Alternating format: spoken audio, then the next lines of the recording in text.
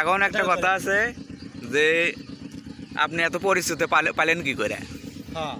মানে এত পরিচিত আপনার হইলো কি করে? এটা পরিচিত হলো মেলা কথা, এই কথা কইলে শেষ নেই। সারা আচ্ছা বলেন, আমরা সবাই শুনতে চাই, বলেন। শেষ নেই। আমি তো কাজে লিপ্ত, আমি তো ঢাকা যাইতেই পারিনি। ঢাকা যে তোমার ওই যে আছে চলচ্চিত্র আছে, ওই জায়গায় তো আমি বুঝতেই পারিনি। মানে এই ফিল্ম দেখে দেখে আগে তো ভিসিআর আছিল, পরে হলো সিডি। আপনি যে পৌঁছাতে পারেন নাই, এটা কি আপনি নিজের ব্যর্থতা নাকি অন্য কেউ পৌঁছাতে দেয় নাই? নিজের ব্যর্থতা এটা। আবার তারপরেও কত কত গান ছাড়ি দিছি তো, ওই গান গাইছিলাম ছাড়িয়ে জানে। সুলতান রাজা পরিচয় হলো কীভাবে?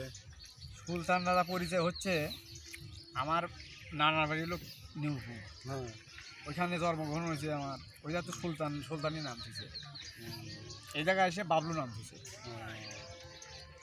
ওইখানে সুলতান কোয়া যাবে, ওইখানে মামার নামের নাম, বুঝছো? এটাই তো সমস্যা।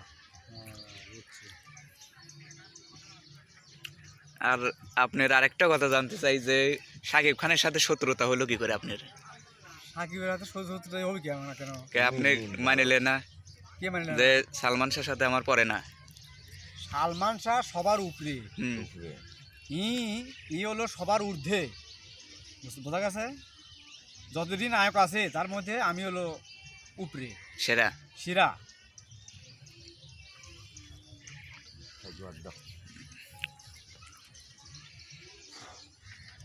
একটা গান শোনা মামা, শুনবো।